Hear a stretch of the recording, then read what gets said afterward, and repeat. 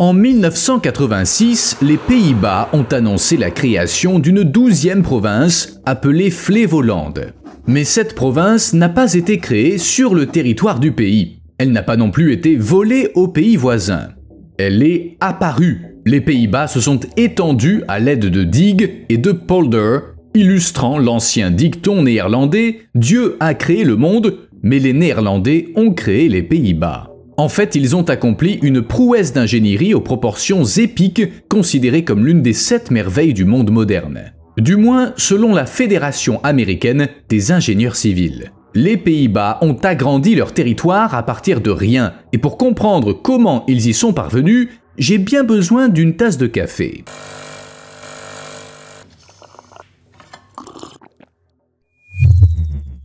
Un aimable rappel à ceux qui ont tendance à oublier de faire une petite chose sous la vidéo, pensez-y.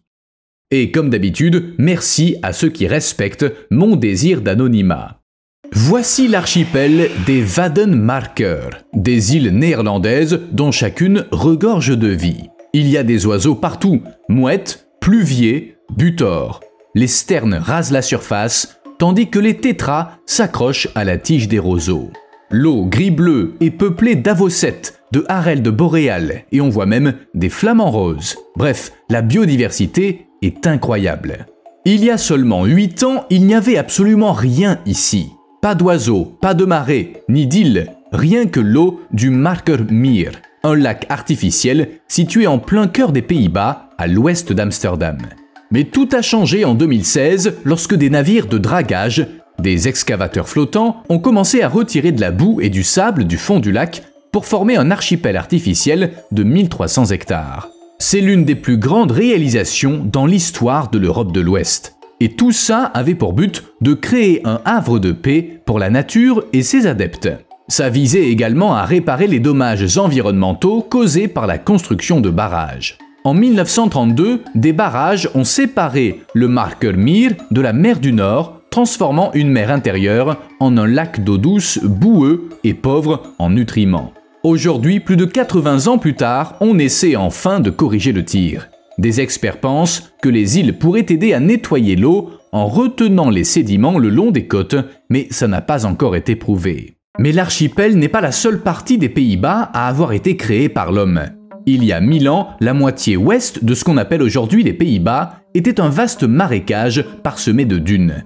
Il était constitué d'une épaisse couche de tourbe flottant sur l'eau et d'une couche d'argile fertile. La moitié est, d'altitude un peu plus élevée, était constituée de bruyères, de sable et de forêts de pins. En résumé, rien qu'en regardant la carte, on peut dire que les Pays-Bas étaient humides, bien trop humides pour qu'on puisse y vivre confortablement. Pourtant, ce n'est qu'au XXe siècle que les Pays-Bas ont ajouté 1650 km² à leur territoire. Les zones colorées sur cette carte sont des terres artificielles, créées en gagnant de l'espace sur l'eau. Cette lutte ne date pas d'hier. Depuis plus de 2000 ans, les Néerlandais tentent de conserver et même de gagner du territoire. Même les Frisons, les premiers habitants des Pays-Bas, construisaient des terpes, des monticules artificiels, pour protéger leurs terres de la mer du Nord. Ils ont ensuite inventé le moulin à vent et grâce à lui, les Néerlandais ont asséché de nombreux lacs dès le XVe siècle. Pas seulement par curiosité, ces lacs étaient dangereux car à chaque tempête, ils submergeaient les maisons et ils grignotaient constamment les étroites bandes de terre qui les séparaient. Il y a longtemps, à cause de ce grignotage, le lac Haarlemmermeer était surnommé le loup aquatique, mais on y trouve maintenant l'aéroport Schiphol d'Amsterdam. Les humains ont vaincu le loup. Avec l'avènement des stations de pompage à vapeur, les choses se sont accélérées. Il est devenu possible d'assécher de grands lacs, comme le lac Haarlemmermeer en 1852 et le lac Wieringermeer en 1930. L'assèchement de tout ce qui pouvait l'être a conduit à la création de polders, des zones côtières asséchées et utilisées pour l'agriculture. Les Pays-Bas sont souvent associés aux polders, car c'est là que les zones humides ont été drainées et utilisées le plus efficacement. En fait, c'est là que tout a commencé au XIe siècle. Aujourd'hui, le pays compte 3000 polders, ce qui représente la moitié des polders du nord-ouest de l'Europe.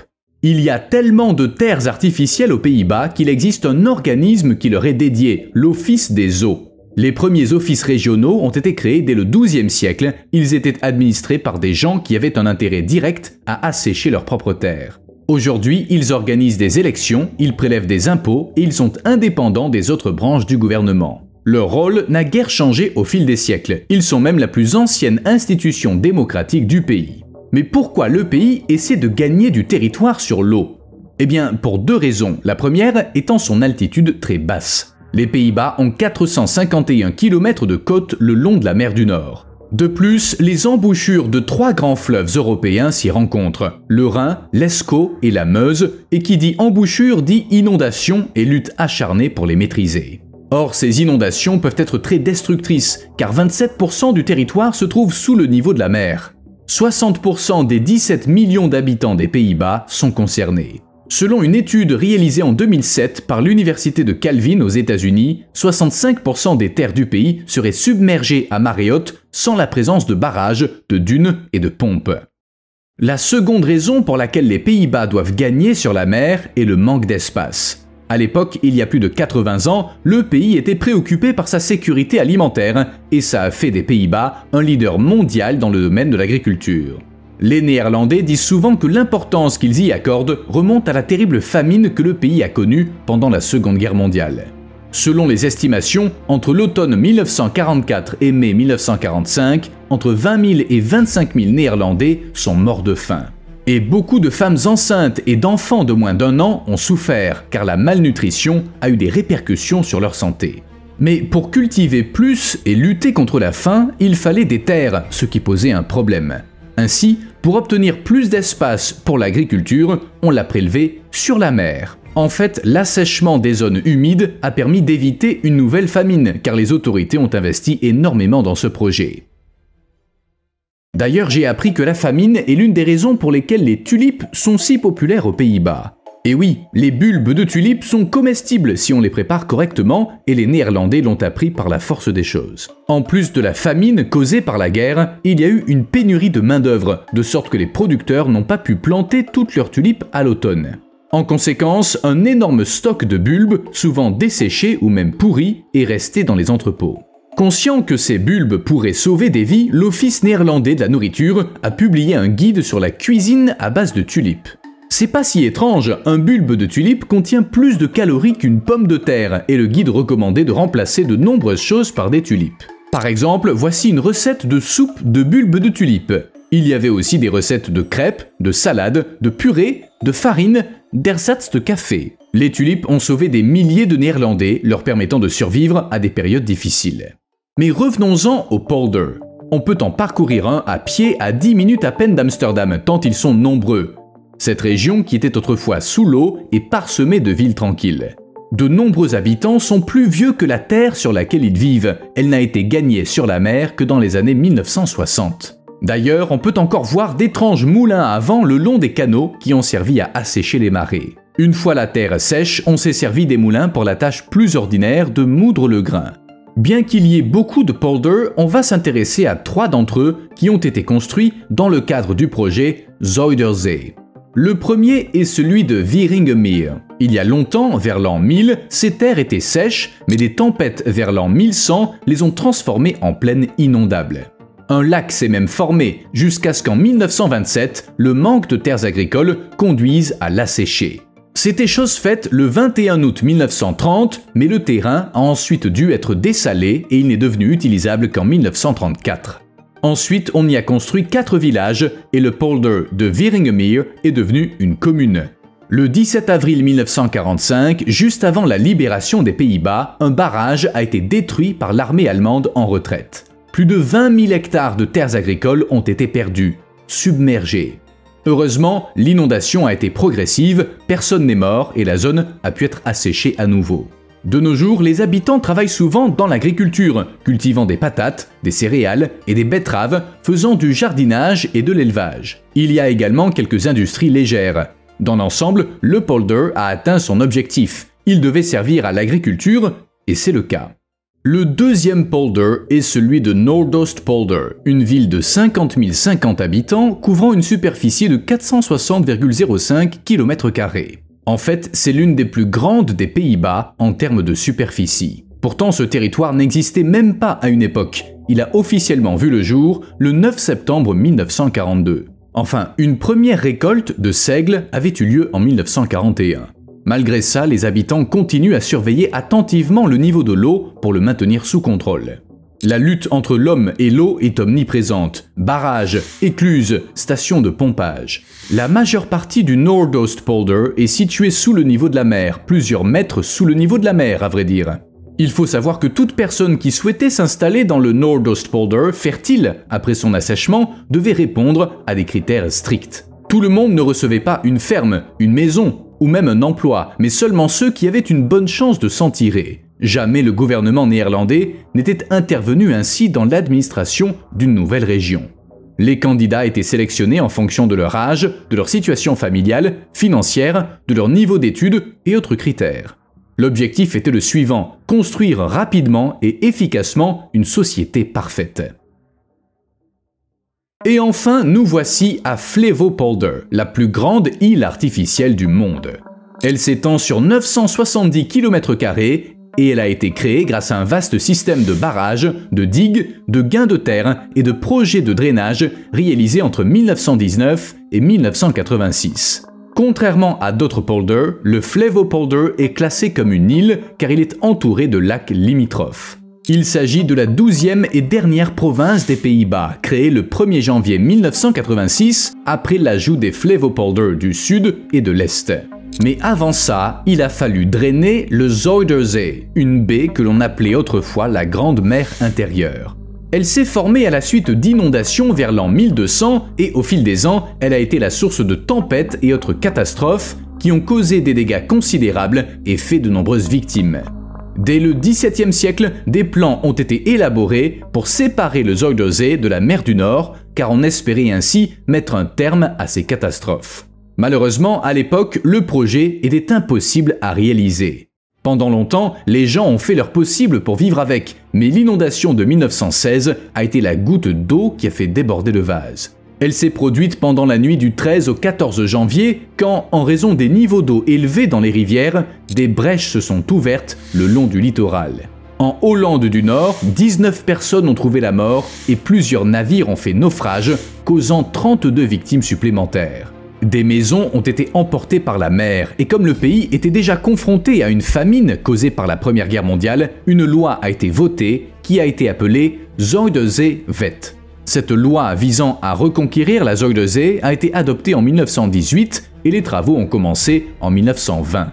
Entre 1927 et 1932, un barrage de 30,5 km de long appelé Afsluitdijk a été construit, transformant la baie de Zuiderzee en un lac d'eau douce.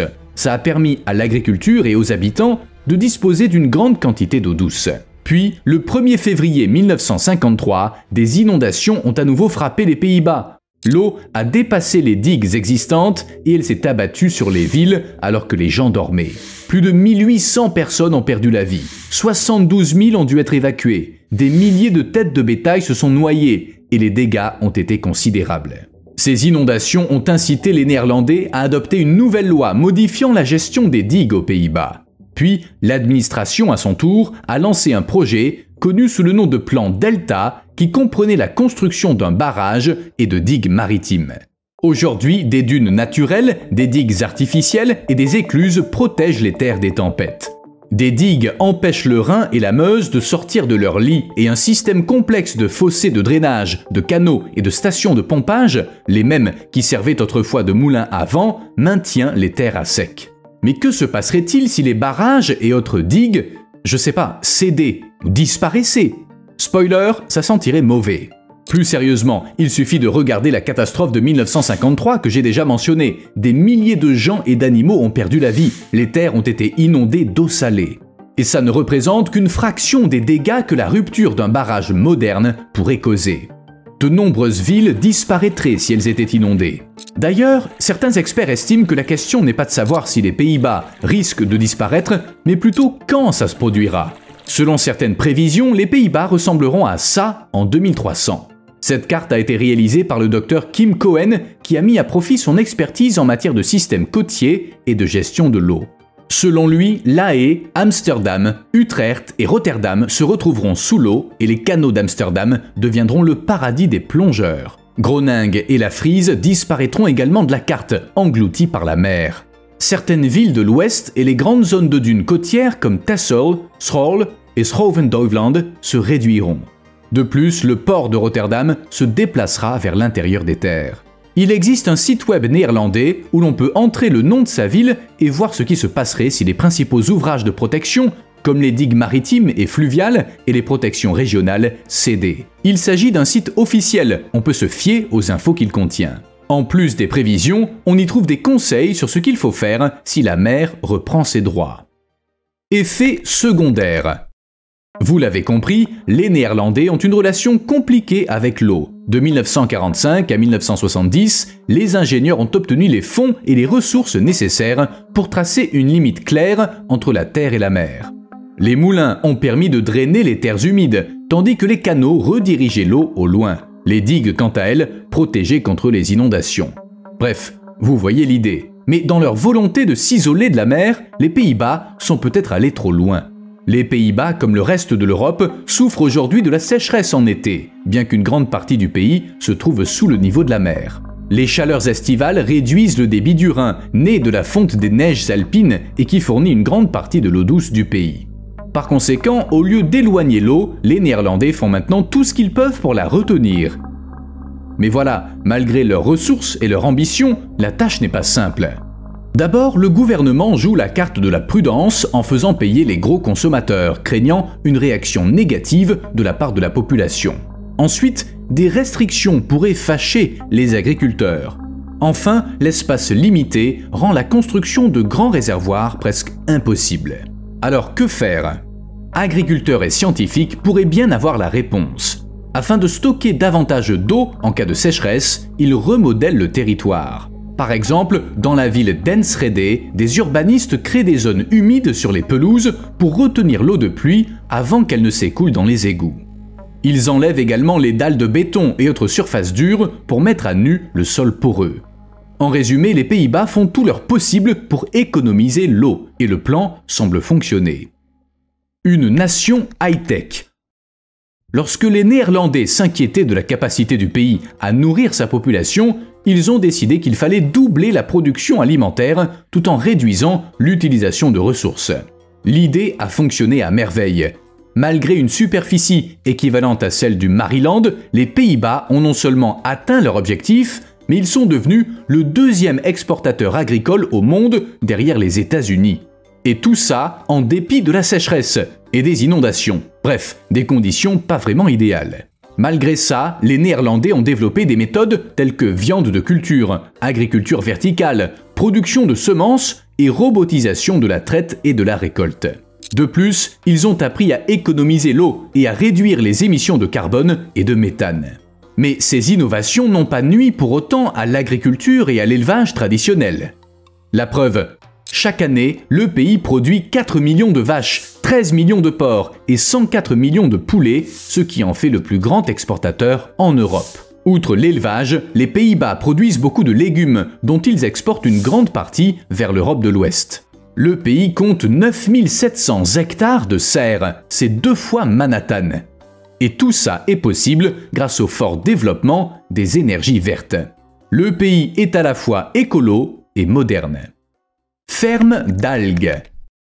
Et il a une autre raison d'être fier. Les Pays-Bas seront bientôt le premier pays au monde à créer une ferme d'algues au sein d'un parc éolien. Cette entreprise agricole unique en son genre sera implantée sur un terrain où se trouvent 139 éoliennes. Et tout porte à croire que le projet sera un grand succès. L'exploitation couvrira 5 hectares et elle produira 6 tonnes d'algues fraîches la première année. Le projet a été lancé par l'ONG néerlandaise North Sea Farmers. La chose a été possible grâce à une subvention de 1,5 million d'euros Mais quel est l'objectif? D'abord, il faut savoir que les algues sont un produit nutritif et savoureux. Enfin, savoureux si on aime ça. Mais c'est pas le sujet, elles contiennent des nutriments importants, ce qui en fait une nourriture très saine. Outre leur valeur nutritionnelle, les algues sont utilisées dans de nombreux domaines. Je l'ignorais, mais on s'en sert pour fabriquer des emballages, mais aussi pour nourrir des animaux et pour produire des cosmétiques et des produits pharmaceutiques. Bref, les algues ont de nombreux usages. Mais le plus important, c'est que leur culture aidera aussi à absorber le dioxyde de carbone et à l'éliminer de l'atmosphère, afin de contribuer à résoudre le problème du changement climatique. Ce qui, évidemment, est très important pour les Pays-Bas et pour le reste du monde. Les choses ne se sont pas passées comme prévu. Qu'est-ce qui est très important pour chacun d'entre nous? Eh bien, préserver le monde sauvage. C'est pourquoi les Pays-Bas ont construit une réserve naturelle unique, un refuge pour les cerfs, les chevaux et d'autres animaux. On l'appelait même le Serengeti néerlandais. Mais les choses ont mal tourné, et cet endroit qui devait être une oasis s'est transformé en désastre. La moitié des cerfs, chevaux et autres animaux ont dû être abattus en raison du manque de nourriture. Dans cette réserve clôturée qui couvrait 5000 hectares, le nombre d'animaux avait atteint 5230 individus après plusieurs hivers doux. Tout allait pour le mieux, mais le froid est arrivé, et suite à un hiver rigoureux, le nombre d'animaux a chuté à 1850 individus. 90% des animaux morts ont été abattus par l'Office des forêts, en charge de la réserve, afin d'éviter qu'ils ne meurent lentement de faim. Selon les spécialistes, le principal problème était l'absence de mécanismes de régulation naturelle. En d'autres termes, les animaux se reproduisaient trop en l'absence de prédateurs, il n'y avait pas de loups dans ce parc de petite taille. Cerfs et chevaux se sont tellement multipliés qu'ils ont épuisé la nourriture disponible. En fin de compte, les humains ont dû résoudre un problème qu'ils avaient créé pour eux-mêmes et pour les animaux. Quelle tristesse! Maison flottante. Mais ne nous attardons pas sur ces tristes événements et parlons à nouveau de l'eau aux Pays-Bas. L'environnement change, le niveau de la mer monte et les Néerlandais s'y adaptent en promouvant l'idée de maisons flottantes. Ça permet non seulement d'optimiser l'utilisation de l'espace en réduisant la pression sur les terres, mais aussi de se fondre dans la nature. En outre, ces maisons s'inscrivent dans le cadre d'un plan d'utilisation intelligente des ressources en eau. Toutefois, ces maisons flottantes ne conviennent pas à tout le monde. D'abord, elles sont ancrées au fond rocheux ou à des colonnes et elles se déplacent avec le niveau de l'eau. Tout le monde n'apprécie pas ce roulis permanent. Ensuite, les objets lourds tels que les pianos doivent être contrebalancés en plaçant des briques du côté opposé de la maison pour éviter son basculement. Alors, si vous aimez jouer du piano, le mieux est encore d'en acheter 2. Autrement, ces maisons ne sont pas différentes de celles qu'on construit sur la terre ferme. Elles disposent de l'électricité et de tout le nécessaire. De plus, ces petits bâtiments peuvent être remorqués sur l'eau ou réorientés.